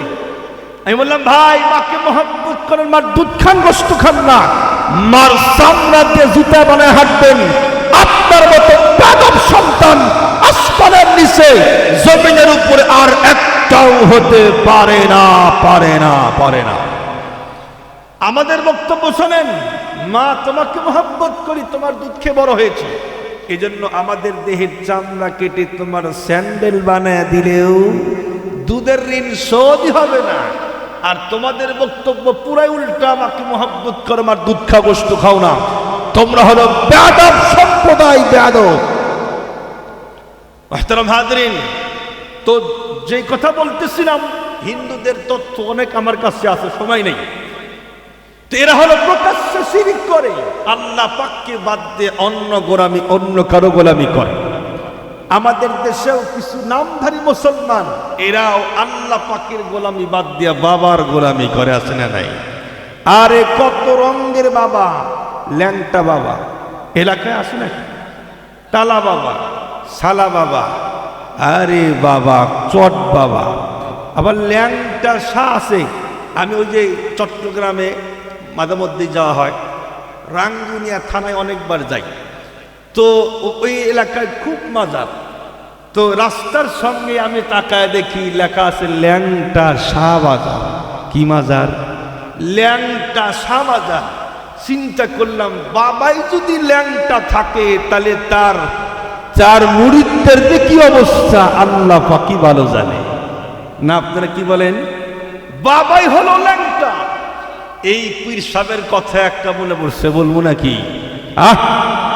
আমি একদিন অনেকদিন আগে ছাত্র জামানায় তাকায় দেখি, আমার সামনের সিটে বসছে একজন পীর সাহেব, বড় বড় মোষ, দাড়ি নাই। এরপরে এখান থেকে এই পর্যন্ত মোটা মোটা বালা, এখানে 5 কেজি, এখানে 5 কেজি, এই পর্যন্ত বালা, এখানে 10, এখানে 10, কত হইল?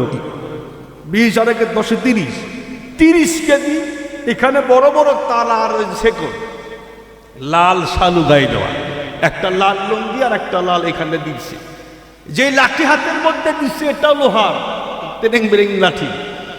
এরপরে এই পর্যন্ত চুল, জীবনেও গোসল করে না লগা, ইয়া হয়ে গেছে, জ্বর জ্বর।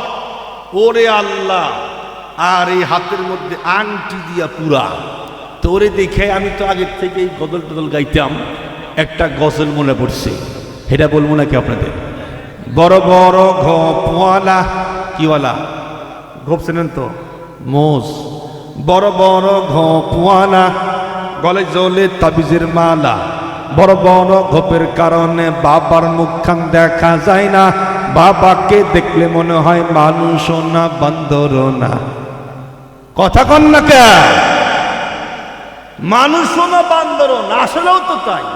যিনি মানুষ হবেন ওনার কিন্তু একটা পোশাক আছে না, নাই, হয় শার্ট প্যান্ট না হয় পাঞ্জাবি পায়জামা। এই তো উনি যেই জাতীয় পোশাক পরছে, এই জাতীয় পোশাক আমাদের দেশের কুত্তাও পরতে রাজি নয়। এইটা হলো বাবা, এর দ্বারা পূজা করে। হ্যাঁ, এদের অবস্থাতে কি আল্লাহ ভালো জানে। এরাও তো বাবার পূজাই করে, এরাও বাবার পূজা করে। একদল যেমন মা পূজারী, মা কালী, মা সরস্বতী, মা লক্ষ্মী, মা দুর্গা, মা মনসা, এরাও যেমন জাহান্নামী। যারা বাবা পূজা করে এরাও তেমনই জাহান্নামী, কোনো ফারাক নাই। কথা বলেন ঠিক কিনা? তো এক নম্বর গুনাহ শিরকের গুনাহ, জবান দেয়া হয়, আমলের মাধ্যমেও হয়। আমাদের দেশে আরো আছে, যেমন আগে জীবনেও নামাজ কালাম পড়ে নেই, হঠাৎ করে টাকার গরমে হাজি, হজ করে এসে চিন্তা করে দুনিয়াতে তো সব আকাম করছি, এখন যদি হজ করেও নামাজ না পড়ি লোকে বলে নাকি? হ্যাঁ, এই জন্য লোককে দেখানোর জন্য যায় নামাজ কান্দে নিয়ে সামনের কাতারে গিয়ে নামাজ পড়ে। আছে না নাই? নামাজ পড়তে কষ্ট হয় কেন? লোক দেখানো, আল্লাহর জন্য না। এই নামাজও লোক দেখানো শিরিক। আছে না নাই? এই জাতীয় হাজি আমাদের এই এলাকায় মনে হয় না। আবার কিছু আছে দেখবেন টাকা, অনেক টাকা, এখন সামনে কুরবানি, যদি আমি ছোট গরু কুরবানি দিই লোকে বলে নাকি? এই জন্য 5 লক্ষ টাকা দিয়ে গরু কিনা, বিশাল বড় একটা হার কিনে এলাকার মধ্যে চক্কর দিয়া বুঝায়, হ্যাঁ আমি কিনছি, আমার গরু। তার মানে এটাও লোক দেখানো কুরবানি। এই কুরবানি করে কুশ্চিন কাল একটা নেকিও হবে না, সব গুনাহ শিরকের গুনাহ। মুসলমান কখন শিরিক হয়ে যাচ্ছে আমরা জানি না, খুব ভালো করে বুঝবেন। এই জন্য জবানের কথা বলতেছি, জবান দিয়েও শিরিক হয়, আমলের মাধ্যমেও শিরিক হয়। এই জন্য জবান দিয়ে যতগুলি গুনাহ হয়, এর ভিতরে 1 নম্বর সাংঘাতিক গুনাহ হল শিরিকের মতো ধ্বংসাত্মক গুনাহ। এখন আসি 2 নম্বর গুনাহ। আপনারা বলেন তো দেখি, আমাদের সমাজে মিথ্যা কথা কম না বেশি? অনেক বেশি। ক্যান্সার আকার ধারণ করছে। ক্যান্সার আকার। দোস্তর সঙ্গে কথা, দোস্ত তুই কই রে? বলে বাজারে। আছে হলো বাড়িতে। আছে না নাই? আবার কিছু দোকানদারও মিথ্যা কথা কয়, ব্যবসা করে। মিথ্যা তো বলেই, বলতে বলতে ইমাম সাহেব আর খতিব সাহেব নাই না। আপনারা কি বলেন? খতিব সাহেবটা জিজ্ঞেস কর, ভাই এটার দাম কত? হুজুর আপনি আসছেন আমার দোকানে, কি সৌভাগ্য আমার। ভালো, হুজুর বসেন, এক কাপ চা খান। তো আপনি আসছেন তাই কি ব্যবসা করা যায়? আপনার লগে ব্যবসা করবো না, তবে এটা তো ফ্রি দেয় না আমারে। আপনার কাছে বেচমু, তবে যেটা দিয়ে কিনছি সেইটাই বেচমু হুজুর, লাভটা বার করবো না। আল্লাহর কসম 10 টাকা দিয়ে কিনছি, 10 টাকাই বেচলাম। ইমাম সাহেব খুশি, মাশাআল্লাহ, মুড়িদা খান পাইছি, আমার কাছে লাভ আর করলো না। ইমাম সাহেব মহা খুশি, অথচ কিনছে 5 টাকা দিয়ে। আল্লাহর কসম করে, এক কসমে মিথ্যা বলে 5 টাকা লাভ। নাউজুবিল্লাহ কইলেন না। ইমাম সাহেবের কাছে ভালো হইল, এই দিক দিয়ে কসম করে 5 টাকা মেরে দিল। আছে না নাই? এলাকায় তো নাই। আছে। এই যে মিথ্যা কথা বললাম, দোকানদারি করা, ব্যবসা হলো হালাল, কিন্তু আমরা হারাম করে দিলাম। মিথ্যা কুশ্চিন কালো বলা যাবে না। মুসলমান ভাইরা আমার কথাগুলি ভালো করে বুঝবেন। এজন্য আল্লাহর পয়গম্বর বললেন, আয়াতুল মুনাফিকি সালাত, ইদা হাদ্দাসা কাযাবা। খবরদার, কুশ্চিন কালেও তোমরা মিথ্যা কথা বলতে যাও না। কেন? কারণ হলো মিথ্যা কথা যারা বলে মুনাফিকের আলামত তার ভিতরে পাওয়া যায়। আল্লাহর পয়গম্বর বললেন মুনাফিকের আলামত হলো তিনটি। এক নম্বর আলামত হলো ম্যাক্সিমাম কথাই বলে মিথ্যা কথা। যেই ব্যক্তি কথায় কথায় বেশিরভাগ কথা মিথ্যা বলে, আল্লাহর পয়গম্বর বলেন তার ভিতরে মুনাফিকের একটা আলামত আছে। যেই ব্যক্তি পরিপূর্ণ মুনাফিক হবে, আল্লাহ পাক বলেন তার স্থান হবে একদম জাহান্নামের নিচে। ইন্নাল মুনাফিকিনা ফিদ দারকিল আসফালি মিনান নার, মুনাফিকের স্থান হবে একদম জাহান্নামের নিচে। এজন্য কোশ্চিন কালো বন্ধুরা আমার মিথ্যা কথা বলা যাবে না। আল্লাহর পয়গম্বর বলেন তোমরা সত্য বলো, মিথ্যা কোশ্চিন কেন বলতে যাও না কেন? আল্লাহর পয়গম্বর বলেন ওয়া ইয়াকুম বিল কিযবি ফা ইন্নাল কিযবা ইয়াহদি ইলাল ফুজুর ওয়া ইন্নাল ফুজুরা ইয়াহদি ইলান নার ওয়া মা ইয়াজালুর রাজুলু ইয়াকযিবু ওয়া ইয়াতাহাররাল কাযিবা হাত্তা ইউক্তাবা ইনদাল্লাহি কাযযাবা। হে আমার উম্মতরা শোনো, তোমরা কোশ্চিন কেন মিথ্যা বলতে যাও না। কেন কেন কেন? কারণ হলো মিথ্যা কিন্তু পাপের দিকে নিয়ে দেয়, আর পাপ এক সময় জাহান্নামের ভিতরে ঢুকায়া দেয়। মানুষ যখন মিথ্যা বলতেই থাকে, মিথ্যা বলতেই থাকে, আর মিথ্যার অন্বেষণ করে, মিথ্যার খোঁজে থাকে, আল্লাহর পয়গম্বর বলেন হাত্তা ইউক্তাবা ইনদাল্লাহি কাযযাবা, এই লোকটা এক পর্যায়ে আল্লাহ পাকের কাছে তার খাতায় নাম, আল্লাহ পাকের খাতায় তার নাম মহা মিথ্যাবাদী সাব্যস্ত হয়ে যায়। আমি আপনাদের জিজ্ঞাসা করি, বলেন তো দেখি, যে এই ব্যক্তি আল্লাহ পাকের খাতায় তার নাম মহা মিথ্যাবাদী সাব্যস্ত হয়, ওই ব্যক্তি কিন্তু কোশ্চিন কালেও জান্নাতে ঢোকার কোনো কায়দা নাই, আছে নাকি? ও মুসলমান, খুব ভালো করে বুঝবেন, এজন্য কোশ্চিন কালেও মিথ্যা বলা যাবে না। আল্লাহর পয়গম্বর বললেন তোমরা মিথ্যা বলতে যাও না, সত্য কথা বলো, সত্য কথা বলো। ওয়া আলাইকুম বিসসিদকি ফা ইন্নাস সিদকা ইয়াহদি ইলাল বিররি ওয়া ইন্নাল বিররা ইয়াহদি ইলাল জান্নাহ ওয়া মা ইয়াজালুর রাজুলু ইয়াসদুকু ওয়া ইয়াতাহাররাস সিদকা হাত্তা ইউক্তাবা ইনদাল্লাহি সিদ্দীকা। আল্লাহর পয়গম্বর বলে হে আমার উম্মতরা শোনো, তোমরা সত্য বলতে থাকো, সত্য বলতে থাকো। কেন কেন কেন? কারণ সত্য কিন্তু নেকির দিকে নিয়ে যায়, আর নেকি এক সময় আল্লাহ পাকের জান্নাতে ঢোকায়া দিয়ে দেয়। মানুষ যখন সত্য বলতেই থাকে, সত্য বলতেই থাকে, সত্যের অন্বেষণ করতে থাকে, আল্লাহর পয়গম্বর বলেন হাত্তা ইউক্তাবা ইনদাল্লাহি সিদ্দীকা, এই লোকটার নাম এক সময় আল্লাহ পাকের খাতায় মহা সত্যবাদী সাব্যস্ত হয়ে যায়। মুসলমান ভাইরা আমার, এই পৃথিবীর বুকে যতগুলি পয়গম্বরকে আল্লাহ পাক পাঠিয়েছিলেন, আপনারা বলেন তো দেখি সবগুলি পয়গম্বর সত্যবাদী ছিলেন নাকি মিথ্যাবাদী ছিলেন? সবগুলি পয়গম্বর সত্যবাদী ছিলেন। আল্লাহ পাক রব্বুল আলামিন কোরআনে হাকিমের ভিতরে বলে দিলেন ওয়াযকুর ফিল কিতাব ইব্রাহিম ইন্নাহু কানা সিদ্দীকান নাবিয়্যা। ইব্রাহিম পয়গম্বর মহা সত্যবাদী ছিলেন। ও মুসলমান, ইব্রাহিম আলাইহিস সালাতু ওয়াস সালামের জন্ম হয়েছিল কাফেরের ঘরে, এরপরেও কিন্তু কোশ্চিন কেন একটা মিথ্যা কথা বলে নাই। আল্লাহ পাক সার্টিফিকেট দিয়ে দিন ওয়াযকুর ফিল কিতাব ইব্রাহিম ইন্নাহু কানা সিদ্দীকান নাবিয়্যা। ইব্রাহিম পয়গম্বর মহা সত্যবাদী ছিলেন। ও মুসলমান, খুব ভালো করে বুঝবেন।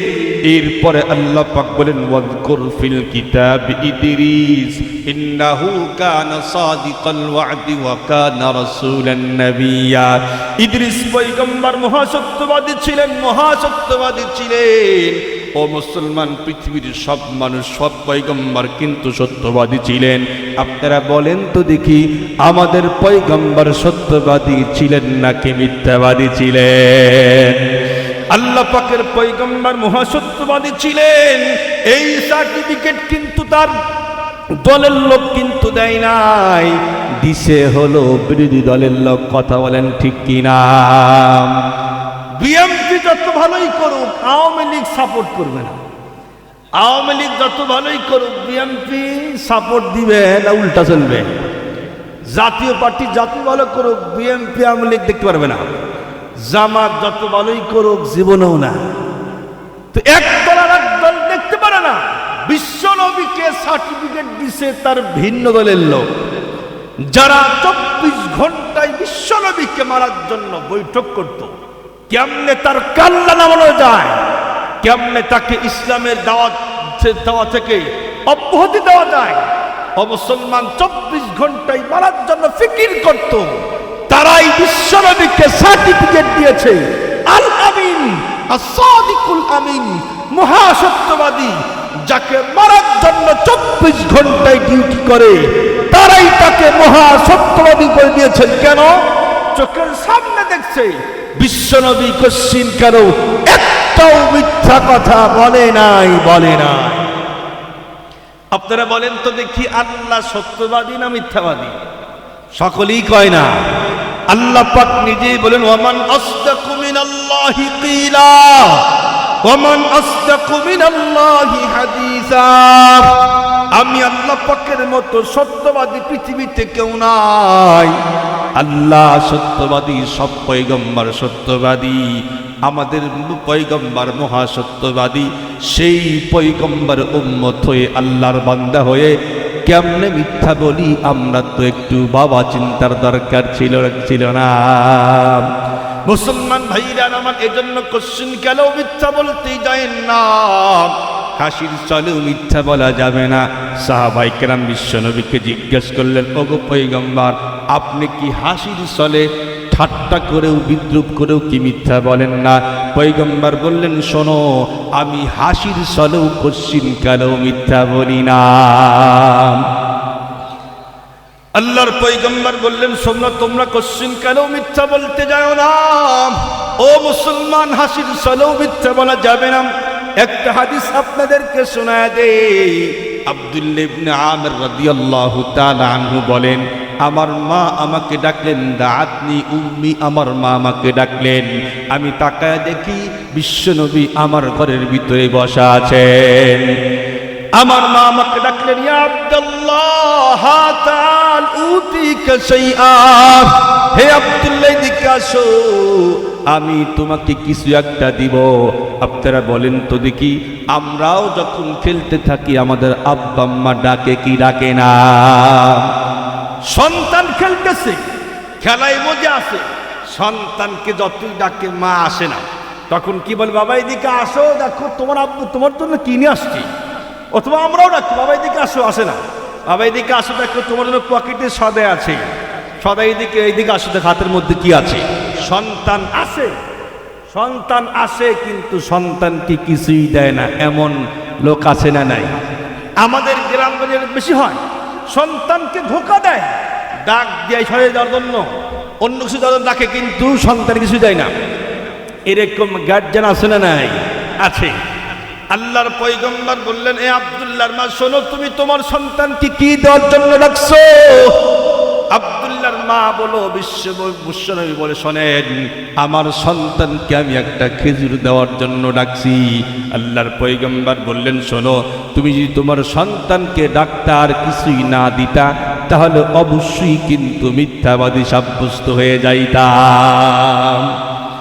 এই জন্য মুসলমান সন্তানদেরকে ধোকা দিব না, মিথ্যা বলা শিখাবো না, মিথ্যা নিজেও বলবো না। ও মুসলমান, আমাদের দেশে মিথ্যা তো আছে, এরপরে কসম করে মিথ্যা সাক্ষ্য আছে না নাই? যেই ব্যক্তি কসম করে মিথ্যা সাক্ষ্য দিয়ে অন্য কোন ব্যক্তির প্রাপ্য হক কেটে দিয়া দেয়, আল্লাহর পয়গম্বর কি বলে শোনেন, মানে কাতা হাক্কাম রিম মুসলিমিন বিয়ামিনিহি ফাকাদ আওজাবাল্লাহু লাহুন নার ওয়া হারামা আলাইহিল জান্নাহ। যেই ব্যক্তি মিথ্যা সাক্ষ্য দেওয়ার মাধ্যমে অন্য কোনো ব্যক্তির প্রাপ্য হক কেটে দেয়, পাওনা হক কেটে দেয়, আল্লাহর পয়গম্বর বলেন, শোনো, তার জন্য জান্নাত হারাম, জাহান্নাম তার ঠিকানা। আমাদের দেশে আছে না নাই? আগামীকাল বিচার মেম্বারের ছেলে আর চেয়ারম্যানের ছেলে, অথবা ইমাম সাহেবের ছেলে খতিব সাহেব, এখন যদি আগামীকাল যে অপরাধ করছি আমি এটা যদি ফাঁস হয়ে যায় তাহলে কিন্তু আমার সম্মানিত বাবার নাক কাটা যায়, তাই তো? এই জন্য কি করি, আর একজনকে ঠিক করি, বাবা 10,000 টাকা তোমার দিলাম, হাতের মধ্যে দিলাম 10,000 টাকা, আগামীকাল তুই মিথ্যা কসম করে সাক্ষী দিবা। হে আল্লাহর বান্দা ঘুষ পায়া আগামীকাল মিথ্যা সাক্ষ্য দেয় কি দেয় না, যে আল্লাহর কসম সে তো আমার সঙ্গেই ছিল, সে এই কাজ কশিন কালো করে নাই, মিথ্যা সাক্ষ্য দিয়ে তাকে বাঁচা দিলেন, আর একজনকে আপনি জিতিয়ে দিলেন, তার হক নষ্ট করলেন। আল্লাহ রাসূল বলেন তার জন্য জান্নাত হারাম, জাহান্নাম তার ঠিকানা। আমাদের দেশেও মামুন হক সহ যত ওলামায়ে কেরাম জেল আর জুলুম আর রিমান্ড চলছিল, আমার তো মনে হয় একটাও খারাপ কাজ করা করে নাই। এই জাতীয় কিছু কুলাঙ্গারের বেঈমানের মিথ্যা সাক্ষ্য দেওয়ার মাধ্যমে তাদেরকে আক্রমণ করা হয়েছিল। যেই সমস্ত কুলাঙ্গার বদমাইশদের জন্য ওলামায়ে কেরাম জেল আর জুলুম আর রিমান্ড চলছিল, যারা মিথ্যা কসম করে সাক্ষ্য দিয়েছিলেন, তোদের কপালে জান্নাত নাই, জাহান্নাম তোদের ঠিকানা, পয়গম্বর বলে দিয়েছে। এজন্য মিথ্যা কসম করে সাক্ষ্য দেওয়া যাবে না। আমাদের দেশে এমনও আছে একটা বিড়ির লোভে মিথ্যা সাক্ষ্য দেয়, আছে না নাই? কিছু বিড়িখোর আছে, বিড়ির লোভেও সাক্ষ্য দেয়। আহা, কশ্চিন কালেও মিথ্যা সাক্ষ্য দিয়েন না। মুহতারাম হাজির, শেষ কথা বলবো, মিথ্যা সাক্ষ্য, মিথ্যা কথা বললে কি পরিমাণে সাংঘাতিক শাস্তি হয়। মুসলমান ভাইরা আমার কথাগুলি ভালো করে বুঝবেন। আল্লাহর পয়গম্বর বিশ্বনবীর চিরাচরিত নিয়ম ছিল, উনি প্রত্যেক দিন ফজরের নামাজ শেষ করে সাহাবায়ে কেরামের দিকে ঘুইরা বসতেন আর বলতেন, তোমরা কোন স্বপ্নে দেখছো নাকি আজকে? যদি তোমরা কোনো স্বপ্ন দেখে থাকো তাহলে আমাকে বলো, আমি তোমাদের স্বপ্ন বৃত্তান্ত, স্বপ্নের তাবির করে দিয়ে দিব। সাহাবায়ে কেরাম যদি স্বপ্ন দেখে থাকেন তাহলে অবশ্যই পয়গম্বরকে বলতেন, পয়গম্বর বিশ্বনবী স্বপ্নের তাবির করে দিয়ে দিতেন। আর যদি কিছুই না দেখতেন তাহলে বলতেন না। আল্লাহর পয়গম্বর একদিন বললেন, শোনো, আমি নিজেই স্বপ্ন দেখছি, তোমাদেরকে স্বপ্নের বৃত্তান্ত শোনায়া দেই। আল্লাহর পয়গম্বর বিশ্বনবী বলেন, শোনো, আমি এশার নামাজের পরে ঘুমায় গেলাম, ঘুমের ঘরে স্বপ্ন দেখি দুইজন মানুষ আমাকে এসে ডাকলো, ইনতালিক মানা, ইনতালিক মানা। ঘুম থেকে জাগ্রত করে বলল, আমাদের সঙ্গে সামনে চলুন। আল্লাহর পয়গম্বর ফান্তালাকনা, আমরা চলতেছিলাম, সামনের দিকে চলতেছিলাম, চলতে চলতে অনেকগুলি পথ অতিক্রম করে ফেললাম। সামনের দিকে তাকায় দেখি একজন মানুষ চিত হয়ে শুয়ে আছে, একজন মানুষ মুসলমান চিত হয়ে শুয়ে আছে, আর তার মাথার কাছে একজন মানুষ বিশাল বড় একটা পাথর নিয়ে দাঁড়িয়ে আছে। এই মুহূর্তে বন্ধুরা, আমার যেই লোকটা শুয়ে আছে তার মাথা বরাবর এই বিশাল বড় পাথর দিয়ে এত জোরে আঘাত করে, সঙ্গে সঙ্গে শুয়ে থাকা লোকটার মাথা চূর্ণ বিচূর্ণ হয়ে যায়। এতটাই জোরে আঘাত করা হয়েছে, চূর্ণ বিচূর্ণ হয়ে গেল মাথা। এরপরে পাথরটি অনেক দূর পর্যন্ত ভাইগা চলে গেছে। এই লোকটা আবার পাথর বহন করে আসতেই দেখে এই লোকটার মাথা অনেক বড় হয়ে গেছে। আবার মুসলমান আঘাত করা হয়, মাথা চূর্ণ বিচূর্ণ হয়ে যায়, আবার পাথরটি অনেক দূর পর্যন্ত ভাইগা চলে যায়। সেখান থেকে পাথর বহর কোণে এনেই দেখে আগের মতো মাথা ভালো হয়ে গেছে। আল্লাহর পয়গম্বর বিশ্বনবী জিজ্ঞেস করলেন, ও দুইজন ফেরেশতা ভাই, শোনো, যেই লোকটাকে সাংঘাতিক আঘাত করা হচ্ছে পাথর দ্বারা, মাথা চূর্ণ বিচূর্ণ হয়ে যাইতেছে, এই লোকটাকে তার কি পরিমাণে পাপ ছিল যার কারণে তাকে এমন সাংঘাতিক শাস্তি দেওয়া হচ্ছে? এই দুইজন ফেরেশতা বলল, ইনতালিক মানা, ইনতালিক মানা, আমাদের সঙ্গে চলুন, আমাদের সঙ্গে চলুন। এখন আপনাকে আর কোনো প্রশ্নের উত্তর দেওয়া হবে না। আল্লাহর পয়গম্বর বলেন, ফান্তালাকনা, আমরা সামনের দিকে চলতেছিলাম, অনেক দূর পর্যন্ত পথ অতিক্রম করলাম। সামনের দিকে তাকায় দেখি একজন মানুষ চিত হয়ে শুয়ে আছে, আর তার মাথার কাছে একজন মানুষ বিশাল বড় একটা লোহার প্যারাক নিয়ে দাঁড়িয়ে আছে। এই প্যারাক নিয়ে দাঁড়িয়ে থাকার পরে মুহূর্তের মধ্যে ডান দিকে চলে আসে আসার পরে যেই লোকটা শুয়ে আছে তার এই মুসলমান মুখ থেকে নিয়ে গর্দান পর্যন্ত জোরে টান মারে, গোশত ফিরে ফিরে হা হয়ে যায়। এরপরে নাক থেকে নিয়ে গর্দান পর্যন্ত জোরে টান মারে, এরপরে চোখ থেকে নিয়ে গর্দান পর্যন্ত জোরে টান মারে। এই দিক দিয়া বন্ধুরা আমার 3টা দাগ দিয়া দেয়, ফেরে ফেলে। আবার বাম দিকে যায়, মুখ থেকে নিয়ে গর্দান পর্যন্ত, চোখ থেকে নিয়ে গর্দান পর্যন্ত, নাক থেকে নিয়ে গর্দান পর্যন্ত জোরে টান মারে। যখন এই দিকে ফাড়া শেষ হয়, আবার এই দিকে এসে দেখে এই দিক ভালো হয়ে গেছে, আবার এই দিক ফাড়া হয়, আবার এই দিকে আসে, তাকায় দেখে এই দিক ভালো হয়ে গেছে। এমনটি করতেছে। আল্লাহর পয়গম্বর জিজ্ঞাসা করলে 2জন ফেরেশতাকে, ভাই শোনো, এই লোকটাকে, তার কি অপরাধ ছিল, এমন সাংঘাতিক শাস্তি দেওয়া হচ্ছে কেন, একটু বলো আমারে। এই 2জন ফেরেশতা বলল, পয়গম্বর বিশ্বনবী, ইনতালিক মানা, আমাদের সঙ্গে সামনে চলে, এখন আর আপনাকে কোনো প্রশ্নের উত্তর দেওয়া হবে না। ও মুসলমান, লম্বা হাদিস, এই হাদিসের ভিতরে 7 জন লোকের সঙ্গে পয়গম্বরের সাক্ষাৎ হয়। পয়গম্বর 7 জনের ব্যাপারে জানতে চায়। এই 2জন ফেরেশতা বলে, পয়গম্বর এখন বলা হবে না, পরে বলা হবে। যখন 7 জন শেষ হয়ে যায়, পয়গম্বর আবার জিজ্ঞাসা করে, এবার বলো, প্রথম ব্যক্তি কোন ব্যক্তি ছিল, যার মাথা পাথর দ্বারা চূর্ণ বিচূর্ণ করা হচ্ছে, তার কি পরিমাণে সাংঘাতিক শাস্তি ছিল, একটু আমারে বলো। তখন তারা বলল, পয়গম্বর শোনেন, যেই লোকটা শুয়ে আছে তার মাথা বরাবর বিশাল বড় পাথর দ্বারা আঘাত করা হচ্ছে, এই লোকটা ছিল হলো 2টা অপরাধ ছিল। 1 নাম্বার অপরাধ হলো এই লোকটা ছিল হাফেজ কোরআন। কোরআন শরীফ মুখস্থ করার পরে ভুইলা গেছে, এমন হাফেজ আছে না নাই? আছে। কোরআন শরীফ মুখস্থ করার পরে আবার ভুলে গেছে, অথবা 5, 10টা 20টা সূরা অনেক সময় আবেগের ঠেলায় মুখস্থ করে, আনন্দে মুখস্থ করে, কিন্তু পরে আর পড়ে না। 5, 7টা 20টা সূরা একটা মনে নেই। আবার অনেকে আছে কোরআন শরীফ পড়ে, মুক্তবে পড়ছে, কিন্তু কাদের চাপে আর পড়ে না। 20 বছর পরে খুলে দেখে আগেও যেমন এখনো তেমন। এক কথাই, যে মাথার মধ্যে কোরআন শরীফ রাখতে পারে না, এই মাথা কিয়ামত পর্যন্ত এমনটি করে শাস্তি দেওয়া হবে। নাউযুবিল্লাহ বলেন, নাউযুবিল্লাহ। এটা হলো 1 নাম্বার অপরাধ ছিল তার। 2 নাম্বার হলো এই লোকটা ফরজ নামাজে অলসতা করত। কি করত? ফরজ নামাজে অলসতা করত। আমরা করি না, মাগরিবের জোহরে আজান হয়ে গেছে, একটু পরে পড়ি, পড়বো তো, পড়তে পড়তে পড়তে পড়তে পড়তে আসরে গিয়ে ঠেকায়। আসরের নামাজ পড়বো, একটু পরে পড়ি, গল্প করতেছি, কাজ করতেছি, করতে করতে একদম আসরে কেশার মাগরিবে ঠেকায় দিই। মাগরিবের নামাজে পড়বো, একটু পরে পড়ি, পড়তে পড়তে একদম ঈশার নামাজে ঠেকায় দিই।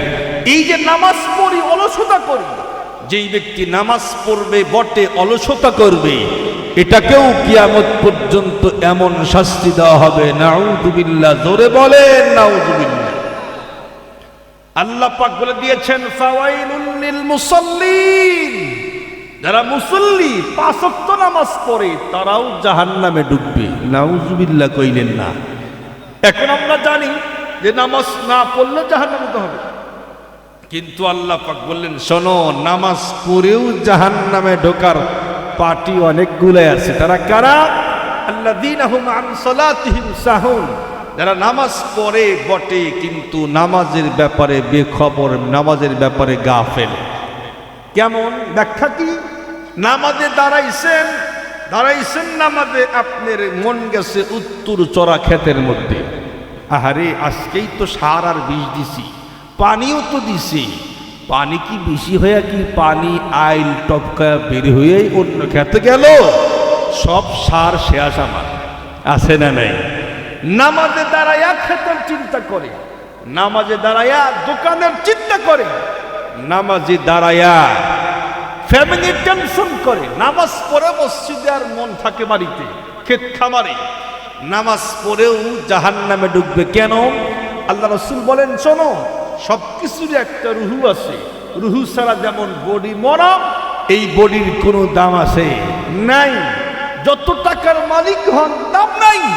ঠিক তদ্রূপ আল্লাহ রাসূল বলেন, নামাজের রুহু হলো হুজুরে কল, অন্তর উপস্থিত থাকতে হবে নামাজের মধ্যেই। নামাজ পড়লাম অন্তর বাড়িতে, নামাজ পড়লাম অন্তর খেতে, নামাজ পড়লাম অন্তর বাড়িতে, নামাজ পড়ি মসজিদে, তামাম দেশ আমি ঘুরি অন্তর দিয়া। তাহলে এই নামাজটা রুহু বলে নামাজ হলো না। রুহু ছাড়া নামাজ কেমন হয়? এটাও মরা। মরা নামাজ আল্লাহ পাক নিবে না। এই নামাজ পড়েও জাহান্নামে ঢুকতে হবে। আবার আছে নামাজ পড়ে তবে রুকু সিজদা তাসবিহ তাহলিল মুস্তাহাব্বাত ওয়াজিব সুনান ফরজ একটাও ঠিক নাই। আছে না নাই? রুকু সিজদাই ঠিক নাই। হ্যাঁ, এরপরে কেরাত শুদ্ধ না। নামাজ পড়ার নামাজ ভঙ্গের কারণ একটি আছে।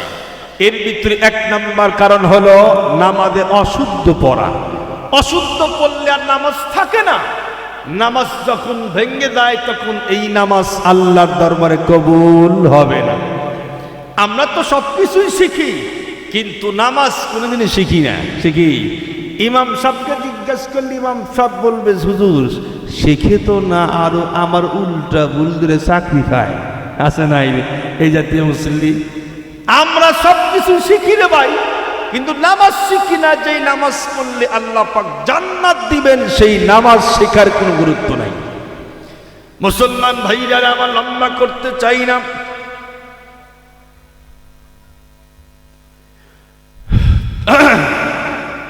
ফেরেশতা দুইজন বলল হুজুর পয়গম্বর শোনেন, এই লোকটার মাথা কিয়ামত পর্যন্ত এমনটি করে চূর্ণ বিচূর্ণ করা হবে কেন? দুই নাম্বার পাপ হলো এই লোকটা বন্ধুর আমার নামাজ অলসতা করত। এরপর আল্লাহর পয়গম্বর জিজ্ঞেস করলেন, যেই লোকটার চোয়াল বন্ধুর আমার লোহা দ্বারা ফাড়া হইতেছে, এই দিক ফাড়া শেষ হয়ে গেলে ডান বাম দিকে চলে যায়, বাম দিক শেষ হয়ে গেলে ডান দিকে চলে আসে, এই লোকটাকে তার কি পরিমাণের শাস্তি ছিল যার কারণে এমন সাংঘাতিক শাস্তি দেওয়া হচ্ছে? আল্লাহর পয়গম্বরকে ওই দুইজন ফেরেশতা শোনাই, পয়গম্বর শোনেন, এই লোকটা ছিল হলো মিথ্যাবাদী। দুনিয়াতে শুধু মিথ্যা বলতো। তার মিথ্যার কারণে গ্রামে গঞ্জে শহরে বাজারে দেশের মধ্যে হট্টগোল তৈরি হতো।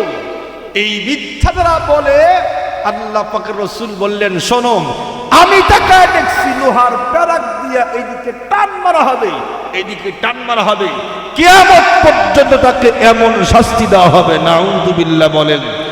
তাহলে বলেন তো দেখি, জবান দিয়ে যত গুনাহ করি এর মধ্যে দুই নাম্বার গুনাহের নাম কি বললাম? মিথ্যা কথা বলা। আছে না নাই? আরো আছে। তুচ্ছ তাচ্ছিল্য করা, মানুষকে হেয় প্রতিপন্ন করা, গীবত করা, শিকায়েত করা, এরপরে চগলখড়ি করা, এগুলো জবানের গুনাহ। মুহতারাম হাজরিন, তাহলে আজকে একটা আমলের কথা আমরা বললাম, শিখলাম, সেটি হলো জবান হেফাজতের গুরুত্ব এবং ফজিলত। কি বললাম? জবান হেফাজত করব। জবান হেফাজত না করলে এই জবানের বদামল আমাদেরকে জাহান্নামে ঢুকায় দিবে। জবান হেফাজত যদি করে এই জবানের নেক আমল আমাদেরকে জান্নাতে ঢুকায় দিবে। মান সামাতা নাজা, যেই ব্যক্তি চুপ থাকে সে নাজাত পায়। নাকি বলেন? আমরা দেখছি যে আওয়ামী লীগ সরকারের পতন যে হইল, এর মূল কোথায় মনে আছে আপনাদের? উনি বলছিলেন জবান কন্ট্রোল করছিল না, কই যে রাজাকার কইছিলেন না? শোনেন না আপনারা? যখনই রাজাকার করছে জনতা এত খেপা খাচ্ছে, শেষ পর্যন্ত পালাইতে বাধ্য হয়েছে, 1 ঘন্টা সময়ও পাই না। কথা কন না কে? আন্দোলন শুরু হলো ওখান থেকে, রাজাকার। এই জবান কন্ট্রোল করতে হবে। জবান যা খুশি তাই বলা যাবে না, যা খুশি তাই বলা যাবে না। আল্লাহ পাক আমাদের সকলকেই জবান কন্ট্রোল করার তৌফিক দান করেন। আমিন কন সকলে, আমিন। সকলে দরুদ শরীফ আল্লাহুম্মা সাল্লি আলা মুহাম্মাদ ওয়া আলা আলি মুহাম্মাদ কামা সাল্লাইতা আলা ইব্রাহিম ওয়া আলা আলি ইব্রাহিম ইন্নাকা হামিদুম মাজিদ। আল্লাহুম্মা বারিক আলা মুহাম্মাদ ওয়া আলা আলি মুহাম্মাদ কামা বারাকতা আলা ইব্রাহিম ওয়া আলা আলি ইব্রাহিম ইন্নাকা হামিদুম মাজিদ। আলহামদুলিল্লাহি রাব্বিল আলামিন। والصلاة والسلام على سيد الأنبياء والمرسلين. ربنا آتنا في الدنيا حسنة وفي الآخرة حسنة وقنا عذاب النار. আয় আল্লাহ পাক রব্বুল আলামিন, তুমি তাকায় দেখো, রাত প্রায় 12টা বেজে গেছে গো মাওলা। আয় আল্লাহ পাক রব্বুল আলামিন, তোমার কিছু পাগল পাড়া যুবক বান্দারা গো মাওলা, মাত্র কয়েকজন মিলে বিশাল বড় একটা মাহফিলের আয়োজন করেছে গো মাওলা।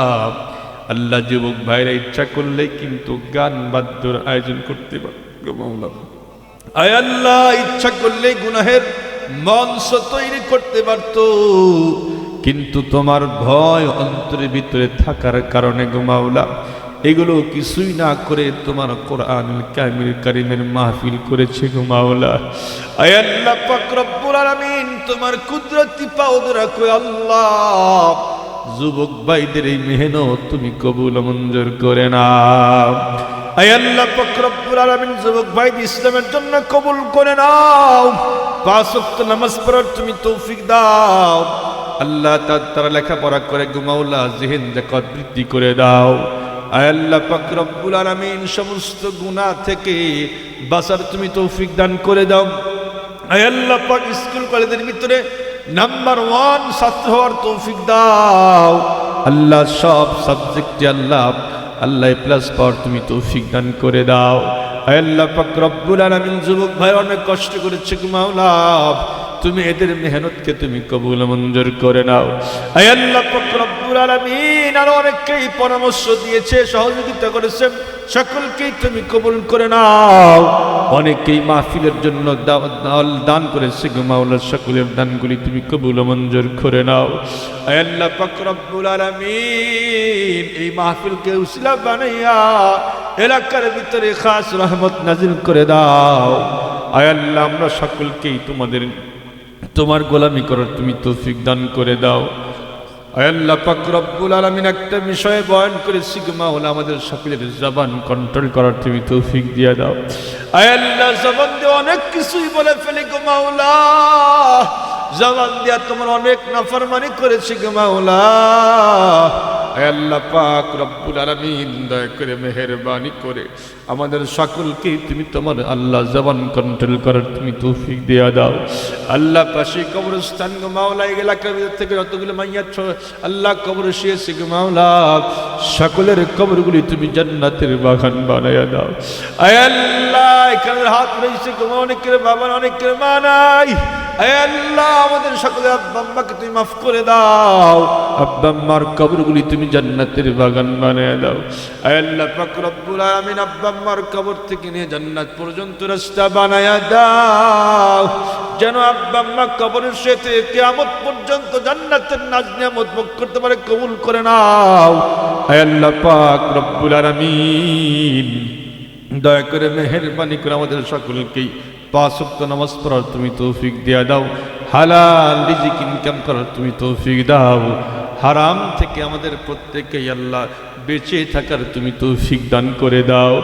আল্লাহ, দয়া করে মেহেরবানি করে আজকের মাহফিল খানাকে তুমি কবুল করে নাও।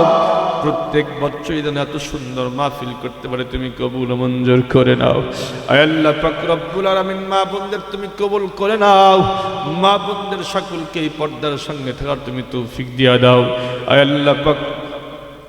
আল্লাহ পাক রব্বুল আলামিন, অনেক মানুষ দান সাদকা করছে গো মাওলা, যুবক ভাইরা সকলের দানগুলি তুমি কবুল মঞ্জুর করে নাও।